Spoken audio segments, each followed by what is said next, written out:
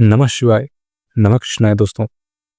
आज मैं जीवन की उस सच्ची घटना से आप सभी को रूबरू कराऊंगा जिसे आप समझकर, सोचकर, उसे अपनाकर जितनी जल्दी हो सके अपने आप को आप बदलते हैं तो यकीन मानिए उतनी जल्दी आप सुखी रहेंगे, उतनी जल्दी आप भ्रम में भटकने से बच जाएंगे। आपने किसी को जीवन भर सच्चा स्थान दिया, उसके लिए त्याग किया, अपनी जरूरतों को पीछे रखा, लेकिन बदले में वह साथ न दे सकी, न लौट कर आई। इससे जो खालीपन, मोह और दुख पैदा हुआ वह आज भी मन में जकड़न की तरह बना हुआ है। यह पूरी स्थिति मोह का ही स्वरूप है दोस्तों। जब हम किसी व्यक्ति को अपने जीवन का आधार बना लेते हैं और वही व्यक्ति हमारे अपेक्षित रूप में नहीं लौटता तो मन पीड़ा, अपराध बोध, पछतावा और खालीपन में उलझ जाता है। दोस्तों, यदि हम भगवान से प्रेम करते तो वास्तव में हमारा कल्याण कब का हो चुका होता।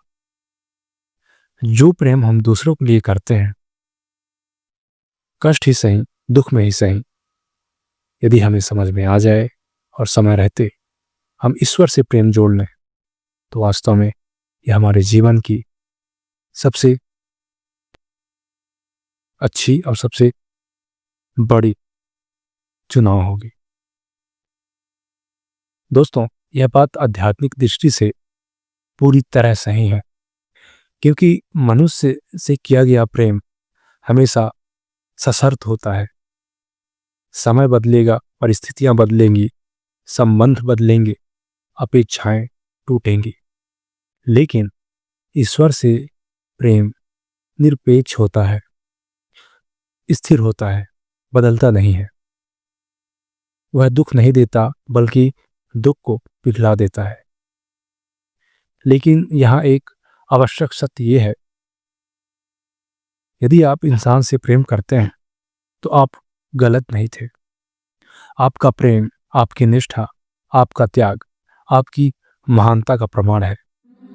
किसी के लिए सच्चे मन से जीना गलती नहीं है, वह आपके हृदय की पवित्रता है। गलती हमसे यहाँ पर होती है कि हम दूसरों से प्रेम नहीं कर रहे होते हैं बल्कि मोह कर रहे होते हैं। मोह और प्रेम में अंतर करना आना अवश्य चाहिए, क्योंकि